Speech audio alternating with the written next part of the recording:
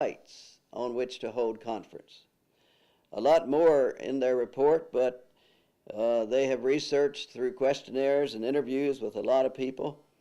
And so they're recommending that the Program and Arrangements Committee have more freedom in setting the time and place of conference, and that travel pools be set up to aid persons west of the Mississippi to come to Eastern conferences, and that we make conference more relational, utilizing more discernment time and method in doing business. That's a very helpful paper to read, and I would encourage every delegate to read that before you come to St. Louis. Then we have a first reading of a revision of the Ministerial Polity, the Ministerial Leadership Polity. For several years, the ministry office has been working on a new way of defining set-apart ministry in the Church of the Brethren. They are ready now with a new draft of that new concept, and we'll have this year's conference look at it, and then next year's conference vote on it. It changes the levels of ministry that we're being used to. Now, you know, we have licensed ministers and we have ordained ministers. But the new plan introduces a new first level called the inquiring minister, authorized to do some things that the licensed minister now does, but adds a dimension of preparation involving a counseling or a monitoring team called a cohort group. Also, it recognizes a level called the commissioned minister, who has a function at a particular place and for that place only. And then, of course, the ordained minister is the third level, who has had training comparable to seminary and can move from place to place in the denomination. In a sense, it's a radical change. In another sense, it is a formal bringing together of some practices already in use in our developing ministerial leadership. But this new plan may take some time to catch on. Again, I would urge you to read carefully the ministerial leadership paper in the booklet when you receive it. The sixth new business item is revision to district polity. The Council of District Executives has worked on an updating of procedures used to structure the district's work in an effort to both update and bring some consistency to organization among the districts. The new structure gives a little more freedom to districts to name commissions or task teams that relate to their particular district needs. A new section describes the district board's functions in specific detail, much more detail than in the previous edition. And there's a helpful appendix section that contrasts the traditional language used in district organization with alternatives for the same thing being used by some districts today. For example, some districts still have a district board, and other districts have a leadership team as their main body. Some districts still have a nominating committee. Other districts have a gifts and discernment team. And this appendix section contrasts those various terms that are being used to mean the same thing. It's a very helpful section. We also have an item of new business related to a change in polity, a revision to the Program and Arrangements membership. The corporate treasurer has been a voting member of Program and Arrangements Committee for many years. Now with the new organization, with a new treasurer, and with a different portfolio for treasurer, there's really no need for the treasurer to be on the Program and Arrangements Committee. But it has been polity, so annual conference needs to make the decision to remove the treasurer from that membership on Program Arrangements Committee. And finally, the eighth item is a very important item as well, which we've entitled Church of the Brethren Ecumenical Witness. For many years, there's been an annual conference committee known as the Committee on Interchurch Relations. In fact, it had the previous name of Fraternal Relations Committee, for those of you who may be old enough to remember that. In recent years, due to the fact that the ecumenical picture has changed a great deal, we no longer talk about mergers among denominations. We have other ways of dealing with our involvement in ecumenical organizations, so that the Committee on Interchurch Relations has really had very little responsibility. The committee itself initiated a study into whether it is a needed committee anymore, and came to the conclusion that we could discontinue the committee. Thus, it's before annual conference to make that change. Along with the recommendation is a proposal that a new ecumenical vision for the Church of Brethren in the 21st century be written. And so we can look forward to that document in future years. That constitutes the business, Brother Tim, and I invite you to say further things about them if you'd like. Or perhaps you want to go ahead and talk about some of the other ways, some of the other things in our business agenda. Well, you know, that's a very long list of business items that we have, Brother Fred, for this year's conference agenda. But I'm impressed as we look at that list that there are some very significant items of business that have the potential to shape the way annual conference looks and feels for years to come. And the future of our denominational programming. Absolutely, absolutely. So there are some really important items of business. The three that I would simply refer to again would be the report of the Vision Committee, the report of the Annual Conference Revitalization Committee, and the ministry paper. So I think I would like to again encourage delegates to read those papers very carefully. But I also want to talk a little bit about how these might work in the context of how we're going to be seated. Because there is real opportunity for us to interact around these items of business.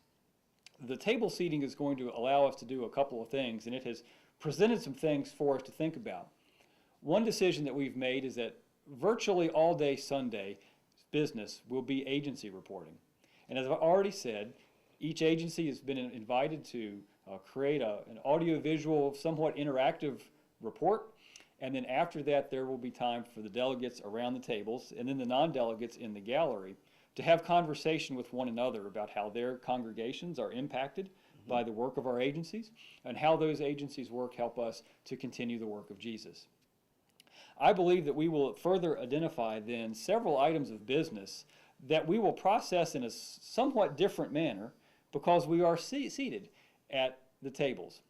We may at some point ask the table to identify a table reporter and provide an opportunity for that person to come to the microphone and give a sense of the conversation around the table. We'll certainly have times where the microphones are open for everybody, as has been the case, but we want to take advantage of the fact that we're sitting in a different arrangement and really begin to explore how we can process items of business differently. Now, along with that, I would imagine that some of the items of business we will simply process in the way that we always have, and the only difference would be that we're sitting at tables while we do it. But we would maintain the more traditional feel for processing of business as well. And brothers and sisters, and Brother Fred, I hope you're as excited, and all of you are as excited about that possibility as I am, because I think it really opens up some opportunities to build strong relationships among the Church of the Brethren. And I can't emphasize enough the importance of delegate preparation before conference, especially reading the booklet. We have agency written reports in the booklet which really tell what the program of the denomination has been during the past year, and those reports will not be read, I assure you, at conference, but they're very important. They contain so much detail. The annual conference secretary has to read the booklet about 3 times, and every time I read it through, I get something more out of it. And so I would encourage you to really read your booklet, put your name on it for sure, so that when you come to conference you don't lose it. When you do come to conference as a delegate, you will also receive a packet at the first business session, which will have a number of other items in it for information, particularly and especially the financial reports of the various agencies. Again, the core of the church's work is in that booklet. Thank you for that reminder. Be prepared when you see the booklet that it's going to be a little thicker this year because there are some lengthy items of business, and so be prepared to do that work. But I want to continue along with the theme of preparation for conference and talk about some spiritual things that you can be doing to prepare yourself for annual conference. Many of these are either on the annual conference website or on the Church of the Brethren Annual Conference Facebook page. And if you have a Facebook account, if you would like us on Facebook, you would find out some of these as they are made available. The first is that the officers decided actually a year and a half ago to institute a Wednesday morning at 8 o'clock prayer time. There's a prayer guide. It is available on the website, and weekly updates come out on the Facebook page. And we would like to invite you to join us, whatever time zone you're in, at 8 o'clock on Wednesday mornings and pray that particular prayer focus with us. We try to designate 8 to 8:15 to do that. One experiment that I've taken on this year is to set up some video blogs, and you can find those both again through the Facebook page or on the annual conference website. And I try to take a 2 or 3 minute time block to highlight one particular question or item of business, and you can get a little further information when you look at those. Another thing that we're working on, Brother Fred, is a witness to the host city, which was an annual conference query from a couple of years ago. We haven't worked the details out yet, but we are looking at a partnership with the St. Louis public school system. I suspect that we will be inviting you as delegates and non-delegates to bring something, perhaps some school supplies that would benefit the St. Louis public schools. Like I say, we haven't worked out the details yet, but those will also be available through Newsline and the annual conference website and the Facebook page. So if you would pay attention to those, you would be able to be prepared when we get to St. Louis for our social outreach, witness to the host city. Well, Tim, we've talked a lot about business, and we kind of indicated we would also say something about worship. Well, I wonder yes, if we did.